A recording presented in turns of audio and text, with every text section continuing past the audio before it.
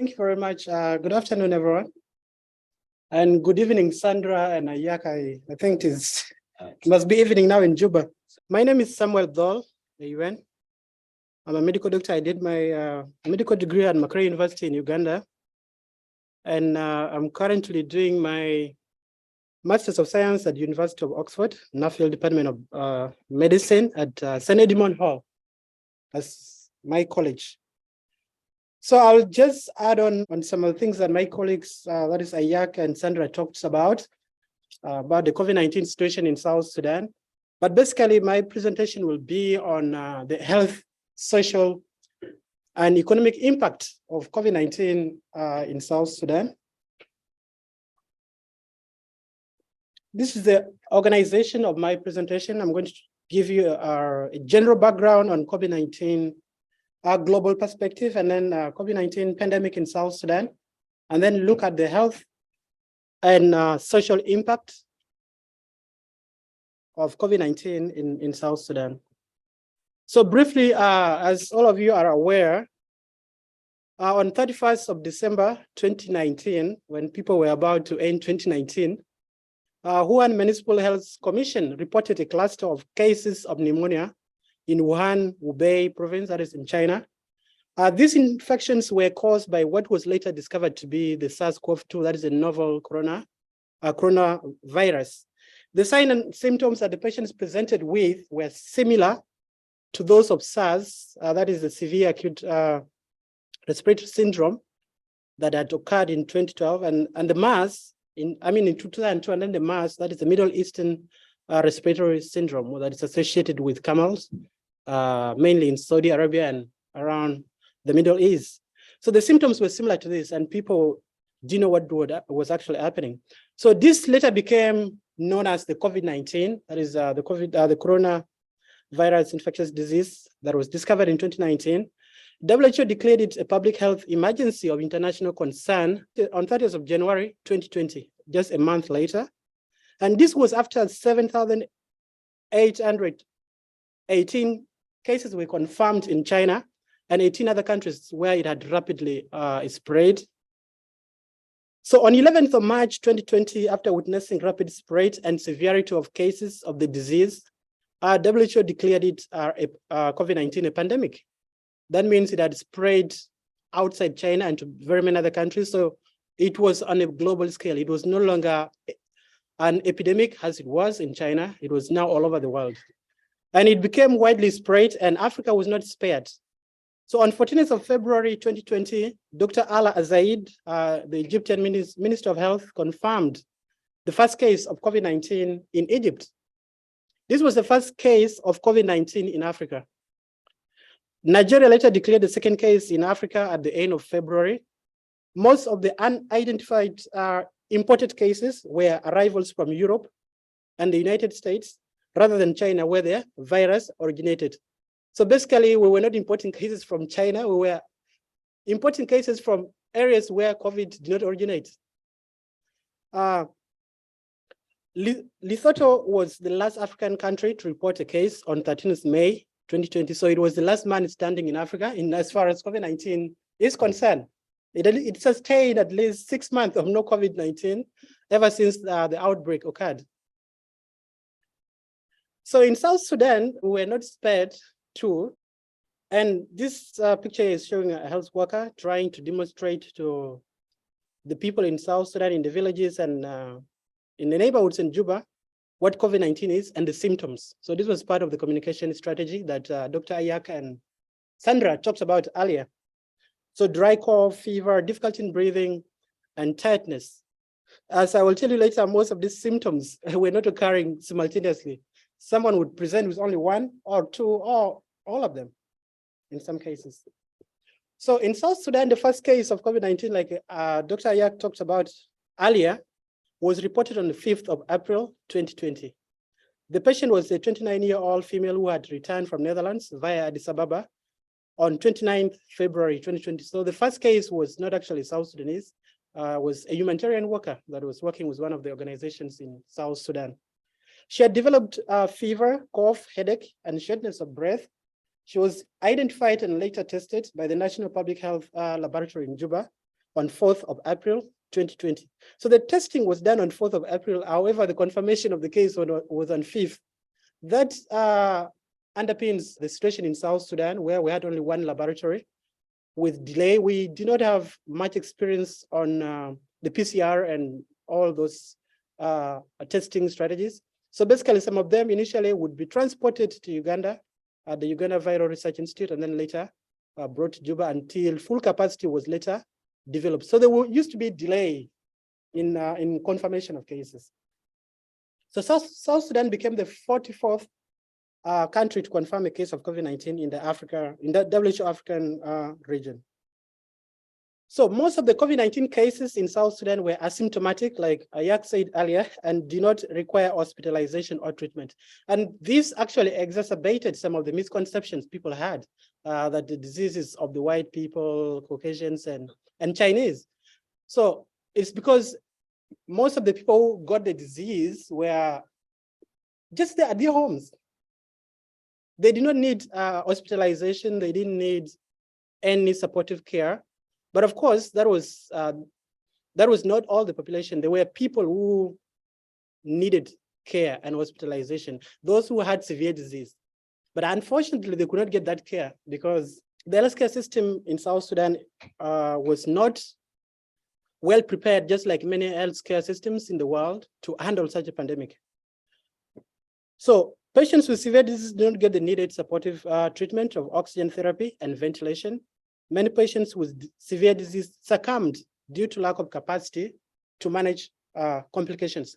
So the capacity I'm talking about here is in terms of ICUs. In South Sudan at the time of outbreak, we literally did not have an ICU, a well-stocked ICU in the real sense of an ICU. What we had was some things that were resembling high dependency unit, where oxygen was limited, where ventilators, actually we had, I think, 1 or 2 ventilators at the time of outbreak in the whole country. Yet this was a respiratory disease that where patients that had severe disease needed a respiratory support through ventilations. So just imagine if we were so lucky that the cases, many cases were not so severe, otherwise it was going to overwhelm the healthcare system and it would have been a huge disaster.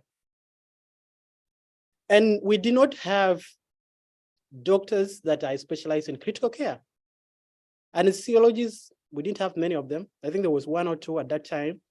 And many of them had been driven out of public sector. They were working for NGOs, upcountry and all that, because the remuneration of healthcare workers in South Sudan is appalling. Ever since the conflict in 2013, there's been depreciation in the currency, and the salaries have not changed. So someone who used to earn 5,000 South Sudanese pounds now earns about 10,000 South Sudanese pounds. That's barely $10 monthly. That is the salary of a doctor who has dependents, who has life to look after. So the situation was not good at that time. So many health workers were driven out of the public health sector. So many patients with underlying comorbidities like diabetes, hypertension, TB, HIV, and many other immune compromising conditions were more likely to have severe disease. So severity of the disease was determined by the underlying conditions that one had. Most young people did not have severe disease, but the elderly and children that did not have adequate immunity were the victims in this case. So many middle-aged people in the 20s and 30s were carriers of the disease. They would get the disease, but they would not suffer the impact of the disease. And so they would pass it on to the elderly people and to the young ones who would later present with severe disease. So South Sudan has one of the weakest and most fragile, non-resilient healthcare systems in the world.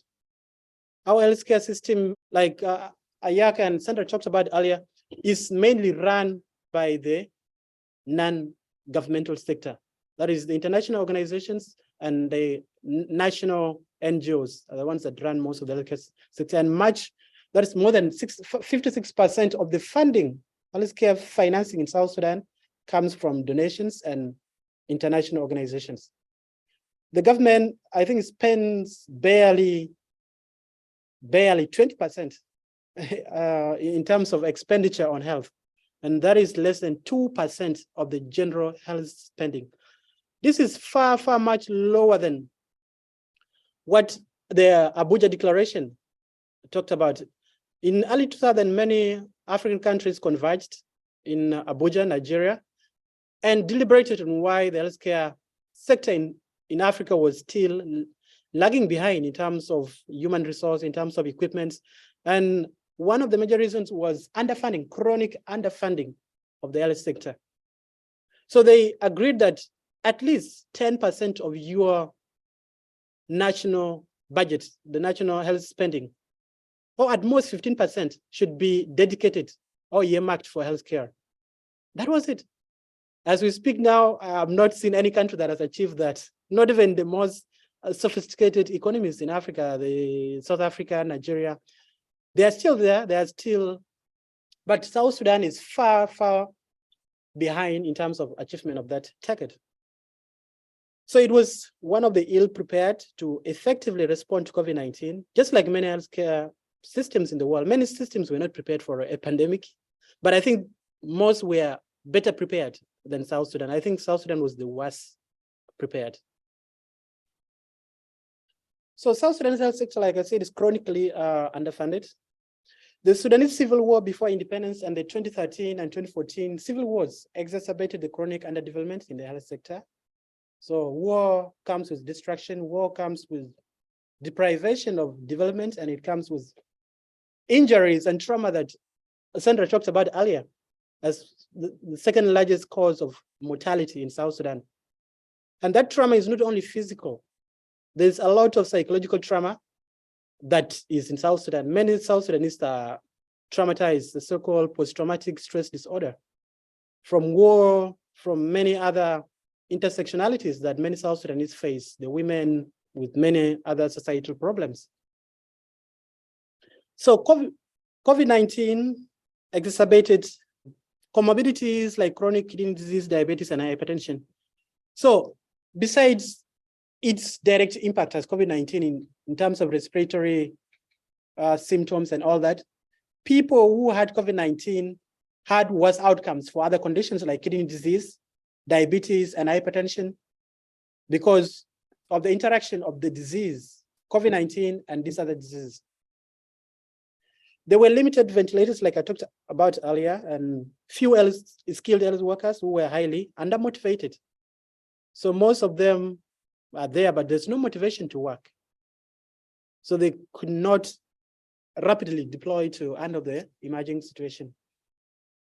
Testing capacity was only in Juba. This delayed confirmation of test results and hampered contact tracing and surveillance efforts. So if you cannot effectively test, then you cannot trace because you must know who has the disease so that you can follow up their contacts and quarantine to prevent further spread of the disease. This was limited in South Sudan because there was no much testing capacity. We had only one central testing laboratory before the private one came in. That is the National Reference Laboratory in Juba, where samples from the states had to be brought to Juba for testing. This was not a good thing in terms of response to an emergency like COVID-19. So there was also stigma around COVID-19. So this was experienced by COVID-19 patients, their caregivers, friends, and communities. So initially, when COVID-19 first came and with reported mortalities in the Western world, in Italy was one of the most hit. Spain, the US, in New York, it was disastrous. And in China, there was fear that was instilled in people by the disease. So the first few cases were stigmatized, like, no, this person has COVID, people would stay away from you. So this was not a good thing. It made contact tracing very hard because if you have the disease, you're not going to say who your contacts are because contact tracing and contact reporting should be something confidential. So if you come and tell someone that you are a contact of so-and-so who had COVID, oh my God, that was not a good news to anyone. And this hampered the response. So many cases refused to list their contacts because of that stigma. This reinforced the psychological trauma experience from the civil war that I talked about earlier, the poverty, hunger, and burden of other infectious diseases. So we already had a huge burden of infectious diseases like malaria, emerging huge burden of HIV, tuberculosis, schistosomiasis, leishmaniasis, and many other tropical infectious diseases that have been neglected in South Sudan.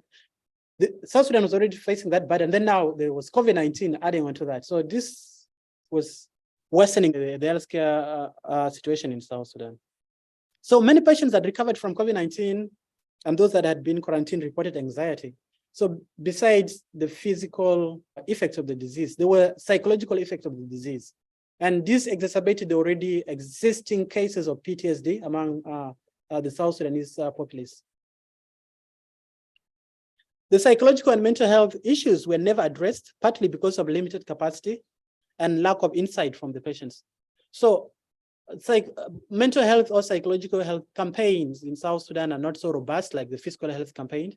So mental health is one of the neglected fields, not only in South Sudan, I think globally. It is now picking up, but initially people used not to see mental disease. They would go for someone with a physical disease to come with fever, you come with bleeding and all that. People can easily see that, but no one is going to quantify or see your mental disease. And there's a negative connotation that is associated with that. People call it mad people, you are mad. That is traumatizing and it's stigmatizing to many people. No one wants to be called mad. It's not madness, it's a disease, just like another disease. So many health services were disrupted, like HIV and TB drugs refilled. So many of these patients of HIV and TB and other chronic diseases like diabetes and hypertension need to regularly go for refills, drug refills, because these are chronic conditions. They're not going anywhere. So even if there was a lockdown, people needed to have the drugs to sustain the health and continue living healthily. But this was not possible during the pandemic. Many health services were disrupted. People could not move because of the measures that were undertaken, the lockdown and many other things. So this was a huge problem on the health of other people with comorbidities.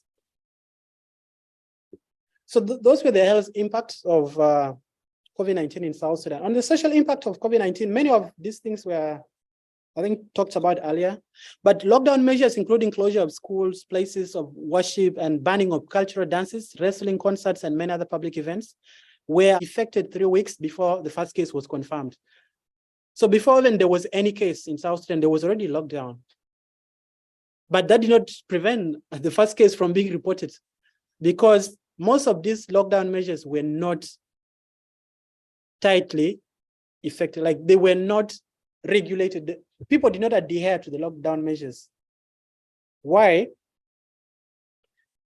Because South Sudan and majority of the South Sudanese people live on hand to mouth. So if you tell someone to come and sit at home, well, what are they going to eat?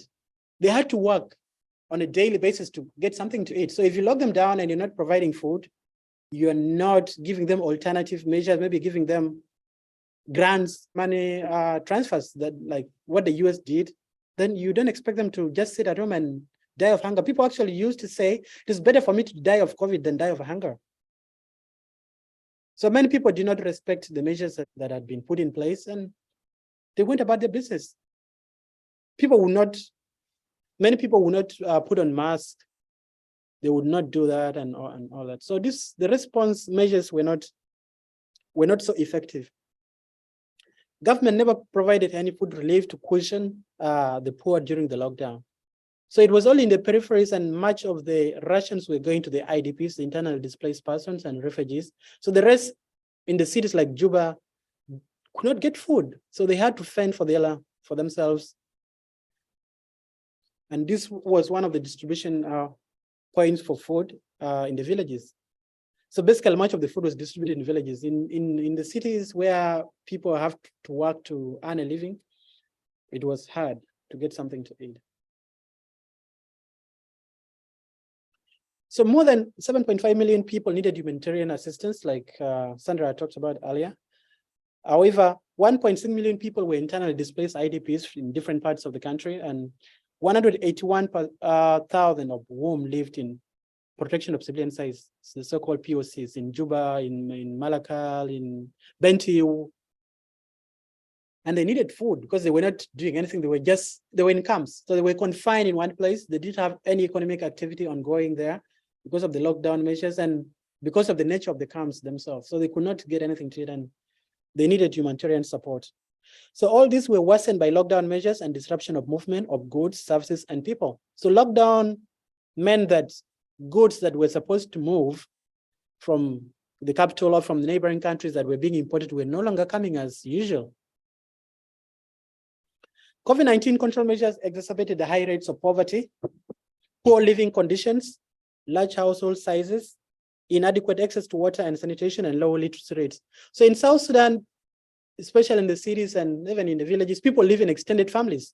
So when you lock them down, I don't think the lockdown is going to work because you are bringing many people. There's no space for social distancing. You find 10 people in one house. So even if you lock them down, it's not going to be effective. It's not going to work because there are many people living there who have no access to food. They're no longer working. The only source of income has been shut down because of the lockdown measures. So many questions were coming up. Was it ethical to in the first place initiate lockdown? What was the essence of lockdown? To someone who needs food, someone who needs something, how important was the lockdown for such a person? It could have been effective maybe in the Western world, yeah, where most of the people are middle income earners and they had savings. There was response from the government to help them out. But in countries where response from government and many people live in abject poverty, it was hard to lock down people. It was not ethical at all to do that. So many people resisted that, and it hampered COVID-19 response. So teenage pregnancies, forced marriages, domestic violence became rampant due to social and economic stresses of COVID-19. So in many traditions in South Sudan, of course, forced marriages still happen in many parts of the country, and teenage pregnancies, because children were locked out of school. Now they were not in school. They're just at home idle, doing nothing, and with the rush of hormones and all that, what would you expect with poor control, with poverty?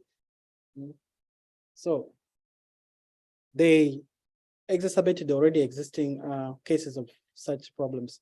So many youth resorted to criminal activities like theft to survive. So you have deprived them of the only source of income. Maybe they were taxi conductors, they were hundis, doing something, but now they can no longer do that. And you have poor policing. So the rate of crime and criminality rose during the COVID-19 lockdown. So on the economic impact, so as part of the lockdown measure, businesses that were selling non-essential goods were closed down. So non-essential luxury goods and clothes and all that, most of these businesses were locked down. So if that was your only source of income, now you're no longer earning it. Public buses operating in Juba were ordered to carry half their capacity. This resulted into many people losing the income that they were getting. And it made movement difficult from one part of the country to another, because transport fares became expensive as a result of this, because you're carrying at half a capacity, you are still spending the same amount of fuel that you were spending. So the only way to recover that is by raising the fare. And it made movement of goods and services very hard and worsening the already existing poverty and the economic problems that many South Sudanese were facing. So disruption in transportation of food resulted in an increase in prices, with devastating impact on low-income families, increasing the burden on women and youth. Most families in South Sudan, especially those that have lost the heads of the family, the fathers, uncles, are catered for by women. So now women have been locked down. They have the burden of taking care of the family. So this is the intersectionality that I was talking about earlier. Women in society already have problems because of the nature of the society. Now they have extra problems because of COVID-19. They are in South Sudan because at least women somewhere have. So it was not a good situation. So the measures taken to combat the pandemic resulted in loss of only source of income to many households, throwing them into financial strains. So healthcare became a problem because most of the people have to pay to get access to healthcare in terms of money. So more than 23% of South Sudanese make out-of-pocket payments to access healthcare. So in economic depreciation, like what was happening during the COVID-19, you could no longer afford that. Or if you were to afford medical services, you would afford that at the expense of you being driven further into the below the poverty line. So financial risk protection as a result of access to healthcare was not enforced, it was worsening in South Sudan. So many livelihoods were lost, not just only lives, but also livelihoods were lost as a result of that. So this is a lady selling in one of the markets in Juba. She was lucky that the service that she was providing was essential because people could not do without food. So she continued, but this was a small number of people and they don't earn much from doing this. Most of the people who were earning well were sitting at home. So that was at societal and individual level, but South Sudan as a country also had economic implications of the COVID-19 pandemic. So South Sudanese economy plummeted during the COVID-19 pandemic, induced lockdowns. South Sudan's major export is the oil. The prices of oil in the world market at that time had plummeted at, I think it was about $30 or $40 per barrel. At one point, it even came to 20%. So it was noticed, and that's where you're getting your only source of income. Other sources of revenue were devastated by floods. We had locust invasion during COVID-19 lockdown. So people were producing agricultural food and all that made huge losses. There was insecurity in many parts of the country, and that worsened the economic situation in South Sudan. So as a country, the situation was not also good, leave alone individuals. So with that, I think I should give time for questions later. So thank you very much, Shukran Jazilan. Thanks, Samuel. We'll just give it a second for Buthaina to set up. So, Assalamu alaikum. Hi, everyone. Good afternoon. My name is Buthaina, and I'm a medical doctor who is currently doing a PhD in social sciences. It's my pleasure to be presenting today Sudanese young doctors' resilience during the COVID-19 era. I'm going to be explaining the case of Khartoum Isolation Center from my own lived experiences as well as my colleagues. So in the past few years, the pandemic has had a far-reaching impact, not only across healthcare systems across the world, but also on economies, education, mental health, and the list goes on. Sudan, on the other hand, faced unique difficulties due to the previously existing political instability, economic hardship, and insufficiency of medical resources that was exacerbated by the pandemic. This led to putting additional strain on an already stretched healthcare system. But despite all of this, Sudanese medical professionals showed examples of dedication and resilience that pushed through and achieved the well-being of their communities in such difficult times.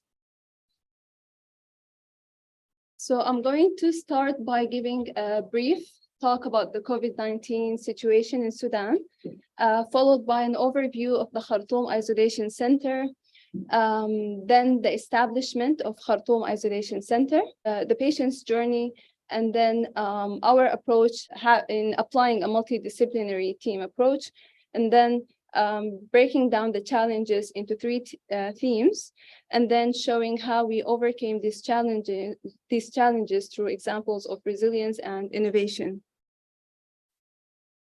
So it's going to be a very light presentation full of pictures and videos. So don't worry, I know it's the end of the day. So let's start with the COVID-19 situation in Sudan. So as you may already know, Sudan is a low-income country with a population of approximately 45 million people as of 2021. Despite the massive landmass, and maybe partially due to urban migration, almost 20% of the population reside in Khartoum state. The first case of COVID-19 was reported on the 16th of March, 2020. After that, the cases continued to rise exponentially, with Khartoum state accounting for 78% of cases.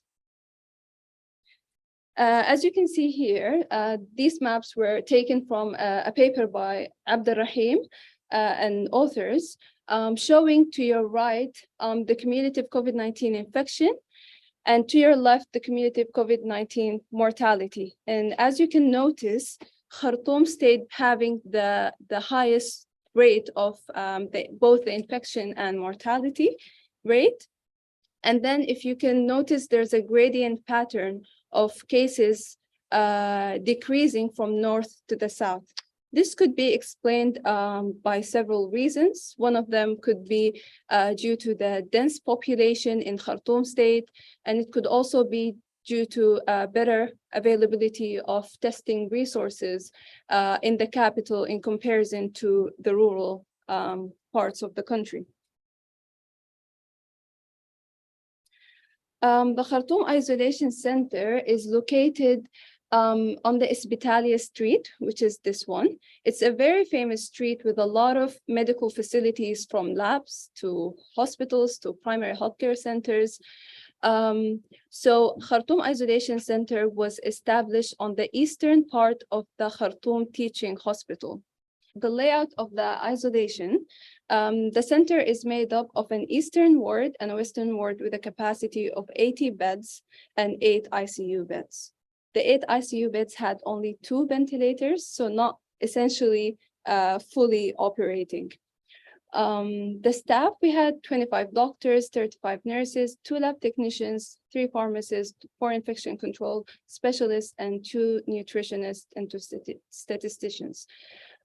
We had 3 buildings, 2 for the wards and where the patients were, and 1 for the admin staff. The departments in the isolation center consisted of wards, pharmacy, infection control unit, lab, and admin offices. This is how it looks like. This is the northern ward, and this is the southern ward. In the middle, we have the western building, which has all the admin offices. And if you can see, there's a green light here. The green light indicates that this is a green zone where you can you can roam around wearing your mask, obviously, but you don't have to be wearing the full PPE set. And then the red lines is the red zone, where you can't enter this space without having a full PPE set on. A full PPE set is consisting of overall, disposable overall that covers your head as well, a hairnet, shoe cover, gloves, and 2 masks, a normal one and an N95, as well as a face shield. So if you're not wearing this, you can't go to the red zone. The center was jointly established and funded through a collaboration between the Ministry of Health and the nonprofit organization Save the Children in March 2020. And amidst the establishment of the center, the Federal Ministry of Health faced difficulty in recruiting healthcare professionals, as the novelty of the virus and its contagious nature not only caused panic among the public, but also among the healthcare professionals who were hesitant to put their lives at risk. Mohammed Ibrahim is a medical doctor who was working as a medical director in one of the public hospitals in Khartoum, and he was contacted by the Ministry of Health to work as a medical director in the isolation center. So Dr. Mohammed gladly accepted the offer, and he encouraged his colleagues to help establish the center. At that time, the center did not have any, they only had the beds in one area. All the equipment were packed, so it was not established, and they had to do everything from scratch. After 2 weeks of hard work and organization, the center opened its doors to patients. So this is here just steps of the patient journey. The patient would go to any point of care in the country, whether that be a primary healthcare center or a secondary hospital or a tertiary. There would be a triage system where they get tested for their vitals. So they get their blood pressure, respiratory rate, perfusion rate, and then based on these observations, if they have a score more than 4, according to the regulations of the Ministry of Health, they get taken for further investigation, whether that be a CT scan or an X-ray. And then after a full assessment and medical stabilization, doctors report the case to the ICC, which is short for Isolation Command Center, which is then contacts all secondary isolation centers to facilitate referrals. So it acts as a referral system that facilitates communication between secondary and tertiary points of care. Then the patient is transferred to one of the secondary COVID-19 isolation centers in Sudan. So I'm just going to speak about our multidisciplinary team approach.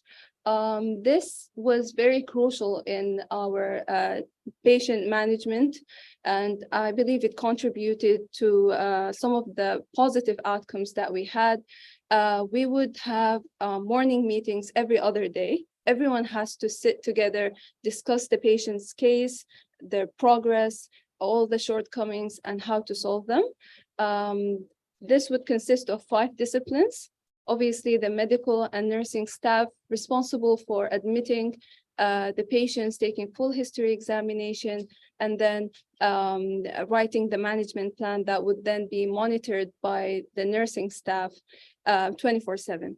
And then the psychologist who played a crucial role in the maintaining the well-being, the mental well-being of the patients, where they would get on their full PPE set, stay in the ward with the patients for hours to talk to the patients and get a full psychological assessment where they can then write a management plan. And they also made a huge effort in designing entertainment activities to the patients. Some patients were given their musical instruments to play their favorite songs, and some were they would get their favorite bands to play for them.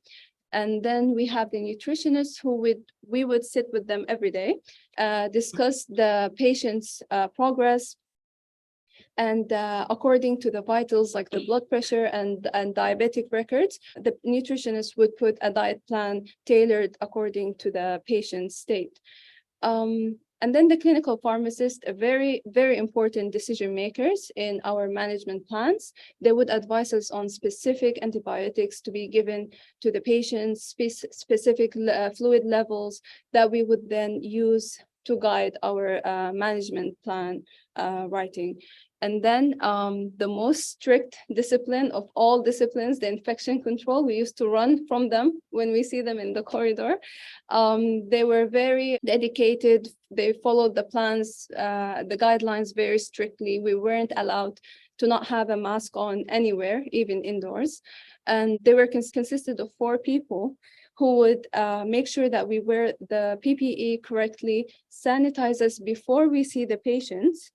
Even up to the sole of our feet has to be sanitized before handling the patient, going to the ward, and then when we go out, we also have to be sanitized, and then we take our PPE off.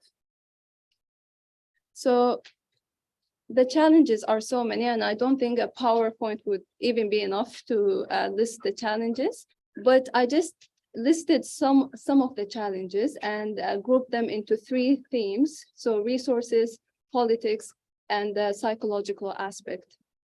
Regarding resources, there was obviously a shortage of medical equipment, PPE, and oxygen cylinders. And I think that was a problem that it was faced throughout the countries in every state, most probably severely faced in peripheral areas and rural areas more than Khartoum.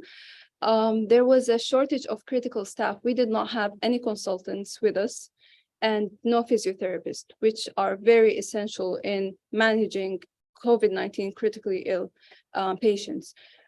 So we had to resort to other measures. We had to do telemedicine, send the CT scans, and get the consultants' expertise and advice using telephones. and the physiotherapists would have to do their jobs. So the doctor was responsible for doing their job as well as performing physiotherapy to each and every patient they see. We had extremely limited lab resources, and I will expand on that later on.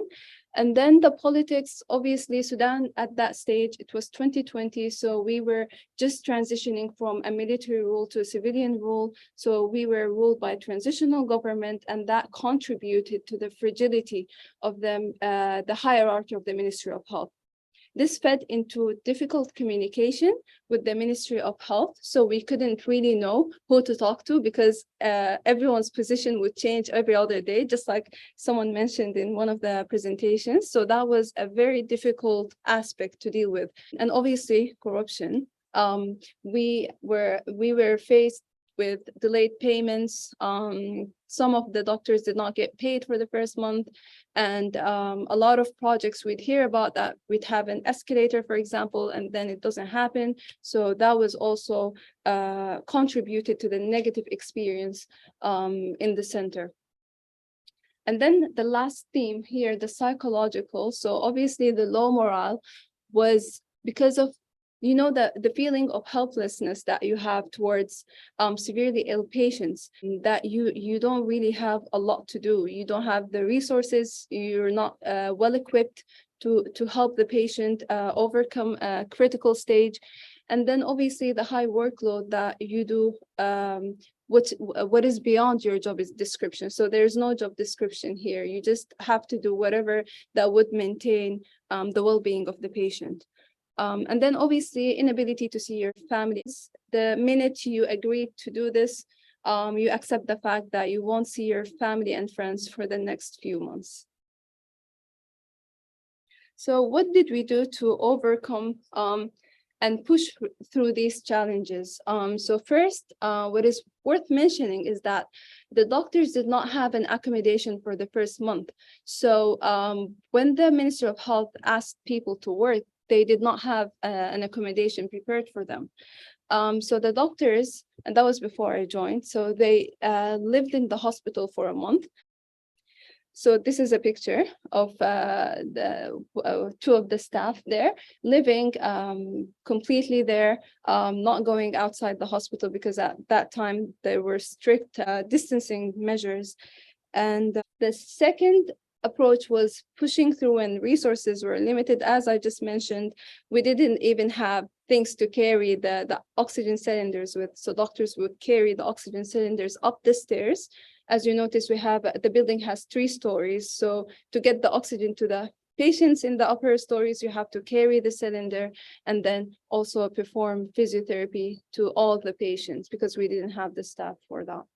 A third kind of resilience was to establish guidelines in line with the national and international standards. So the staff in the doctors in the isolation center developed an early warning system based on international guidelines and the national COVID-19 scoring system. And this helped keep track of how the patients were doing, anticipate negative outcomes, and prevent them before happening.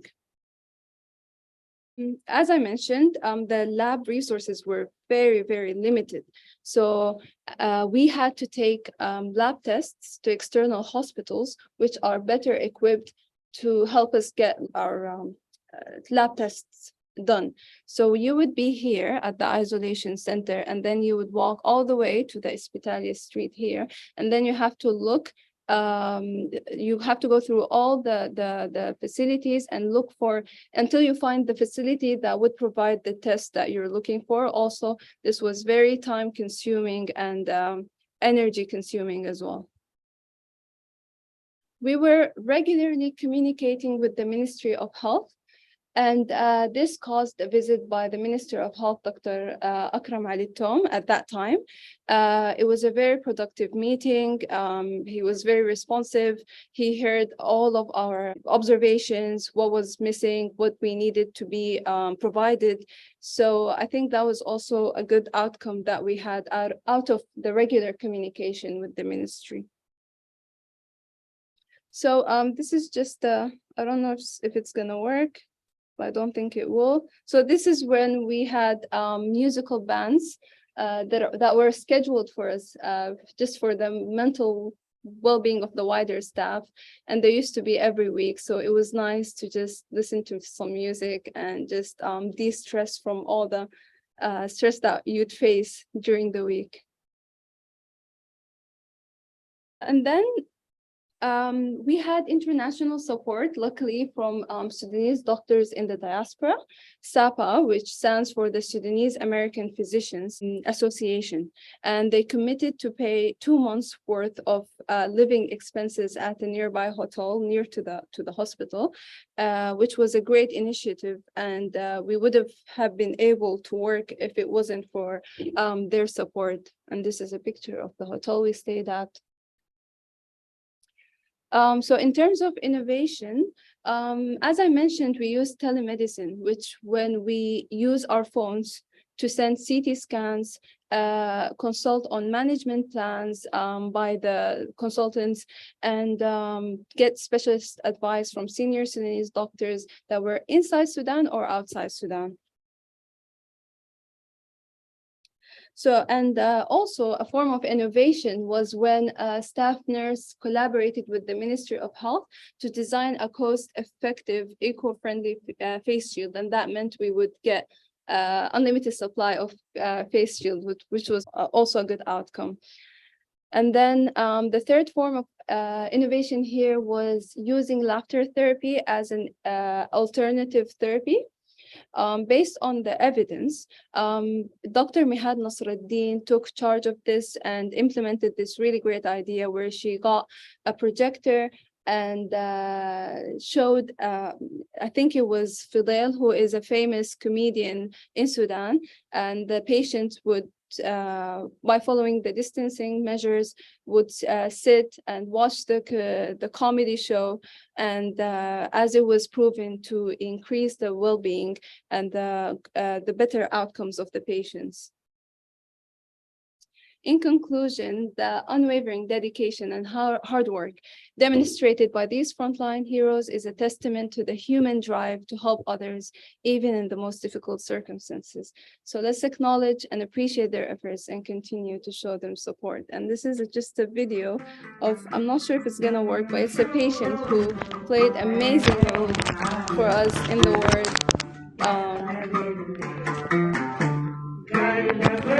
Thank you.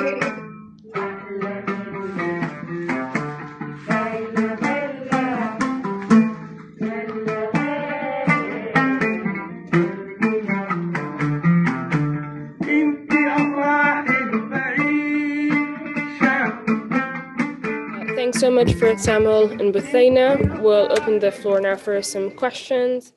Sam and Buthaina, you are a real hero among us today, and we really salute you for your efforts. And we salute all the frontline heroes who've been fighting this dreadful pandemic. I just have I felt very uncomfortable, Samuel, when you mentioned the interruption of treatment, especially for HIV patients, and especially those who are co-infected with tuberculosis. And we know that can have a lasting impact and can be, this is the worst case scenario that you really wanted to see, because simply if it might result just in treatment failure, it might result in resistance. And we know we don't really have second and third, we don't have the luxury of choosing any regimens that are suitable for them. We don't even have resistant testing to put them in the right regimen. So I don't know how long did the lockdown take, and do you have any information of what happened to those patients at all? Well, thank you very much. The impact of lockdown on medical care was not a good thing. Disruptions, the difficulties that came with the lockdown in terms of drugs refill for HIV patients and for TB patients was immense. Many people could not get their medications, and the impact of that has not yet been quantified. But like you mentioned, one of the anticipated problems of that is drug resistance.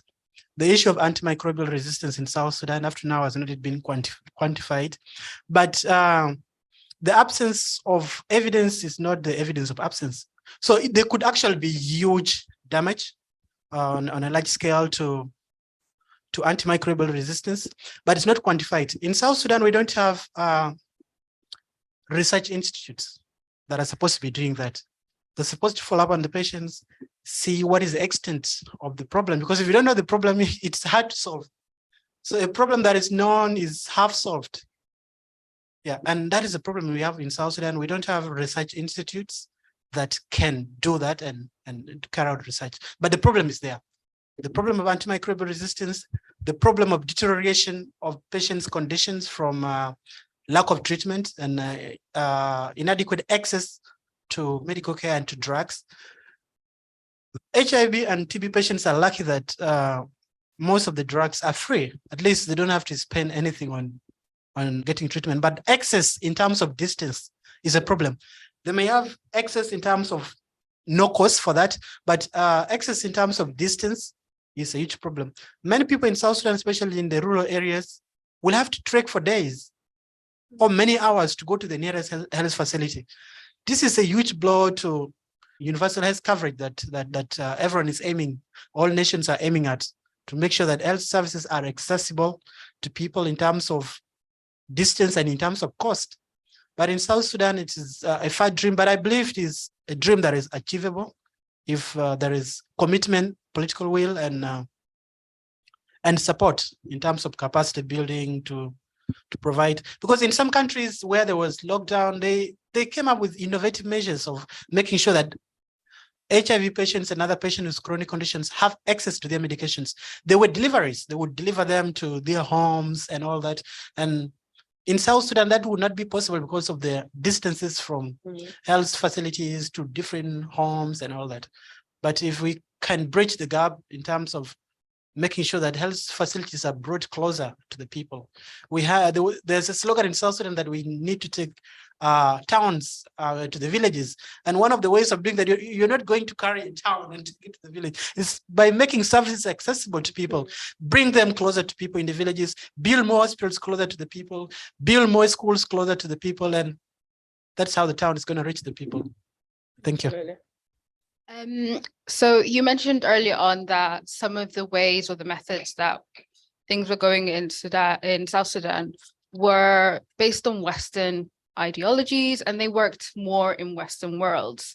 Do you think that we could have done this in another way? Do you think it was necessary for African countries to follow the Western world in the pandemic and deal with it in the same matter? Because obviously the base is different, each country is different, the resources are different.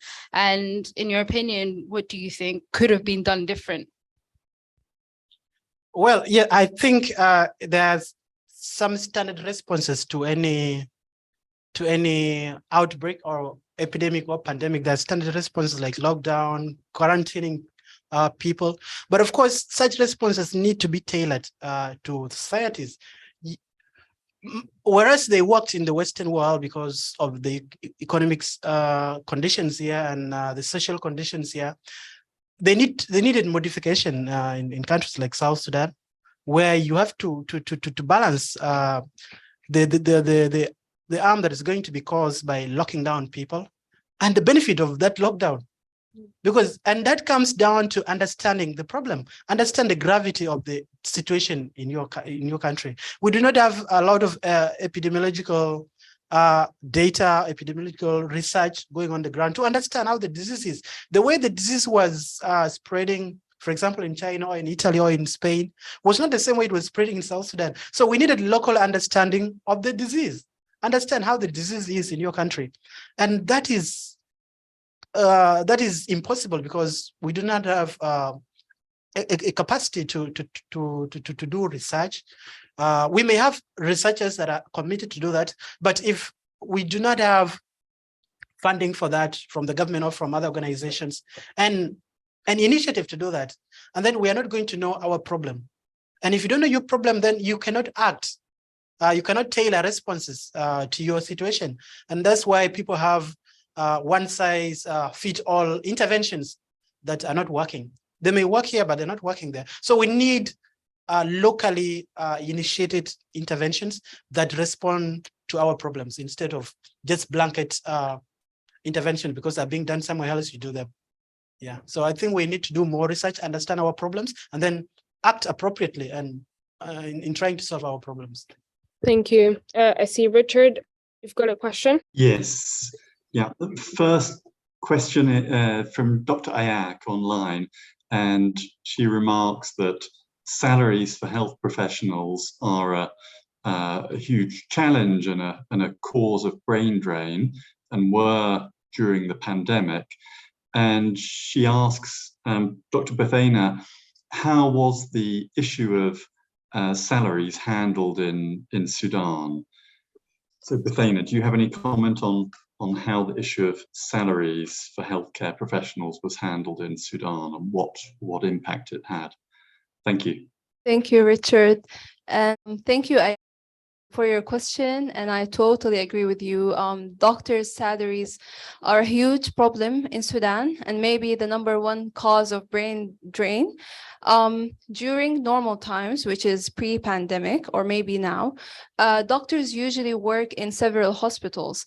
So for example, in addition, they'd be working in their official job at a governmental or a public hospital. And then they'd work additionally in a private hospital to sustain themselves because private sector pays more.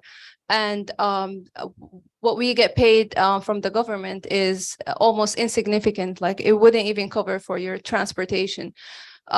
We also have a term for this in Sudan, it's called Bengala, and it's very, very common. Like you wouldn't be, so anyone would be working in several hospitals. But during COVID, that was impossible because you can't even go outside and you're not allowed to leave the center.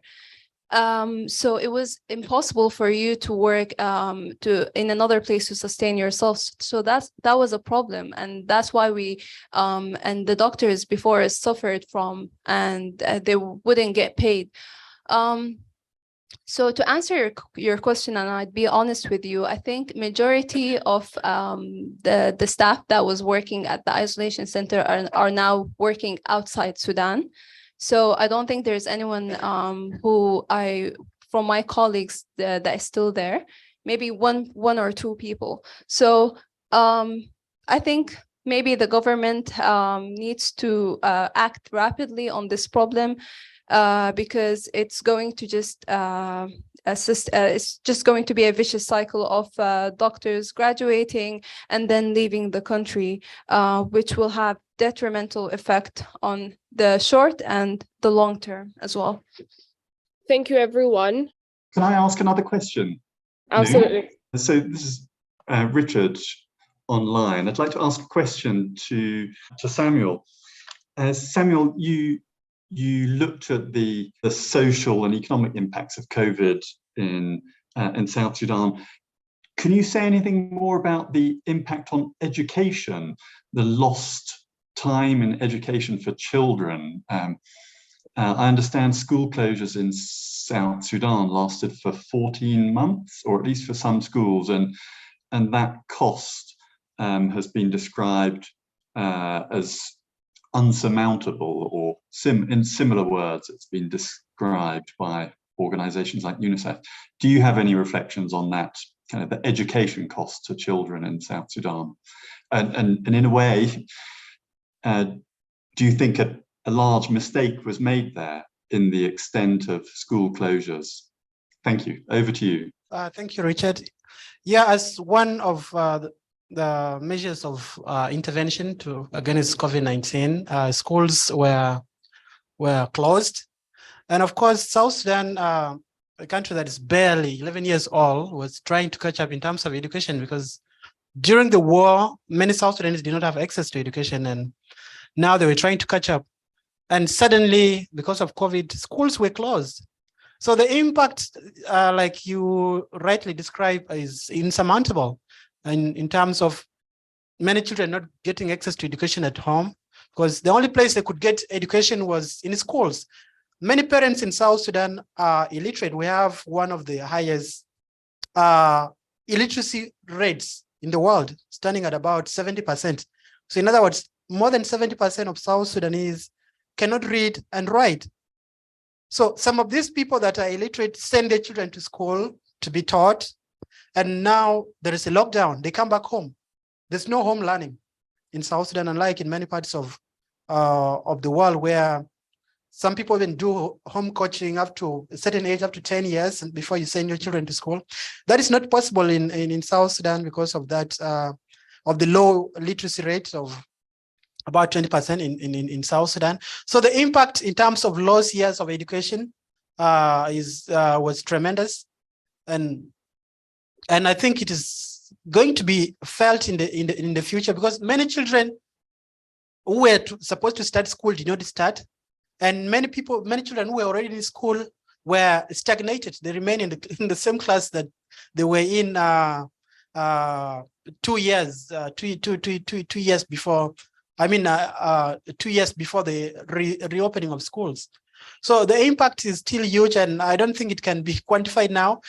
Probably whatever reports that have been made by international organizations were basically based on modeling, and I think the impact could be more than that, and it will continue to be felt for the next few years in terms of congestion in classrooms, in terms of lost years of education, and in terms of the impact that it has on healthcare, because there is a direct association between education and healthcare, in that the huge illiteracy rate contributes negatively to poor health outcomes and health-seeking behavior and many other health issues.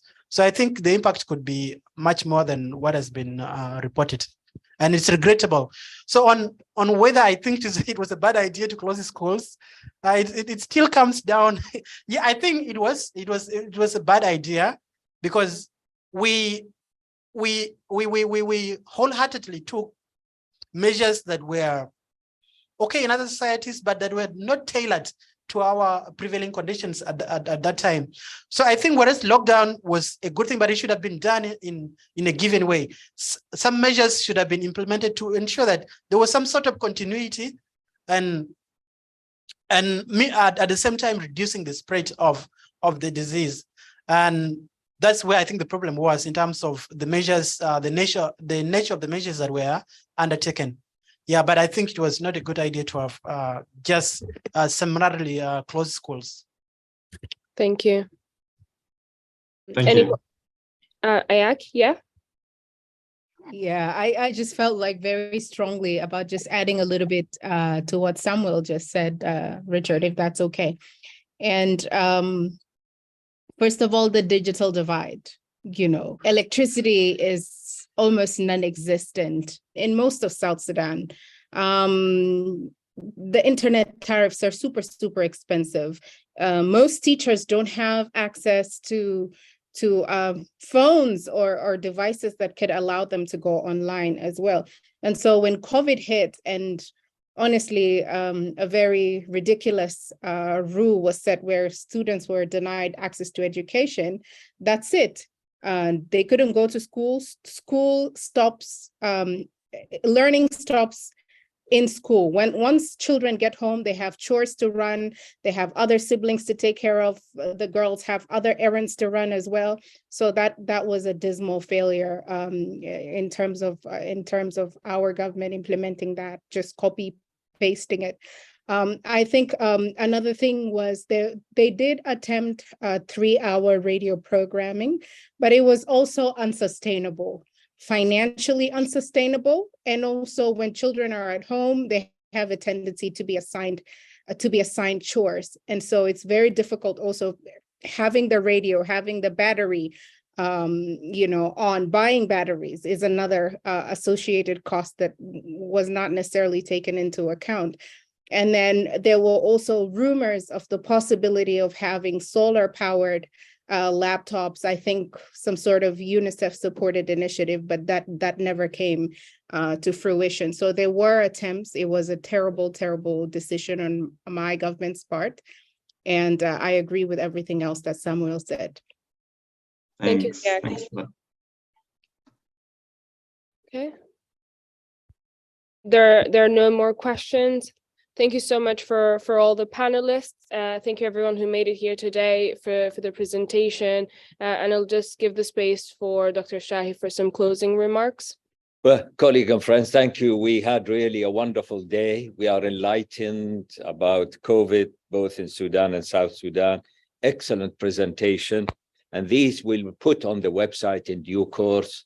We thank you very much indeed for coming and participating, and thank you for your question. And thank, of course, first and foremost for Noon for really helping us, the trustees, for organizing this conference, as really for chairing it the whole day. Thank you, Noon. Many thanks. And thank for all the people on the on Zoom. And I hope that me and the trustees will hear in the future any proposal you may have for any conference, and we will welcome, we will be delighted to come back to Liverpool. And thank you very much indeed for being with us for the whole day. You really showed your dedication and you stuck to us all this time. And I hope you enjoy the day, not only in terms of presentation. And I don't think about McCall. McCall is always with us. Yeah. Thank you. Thank you.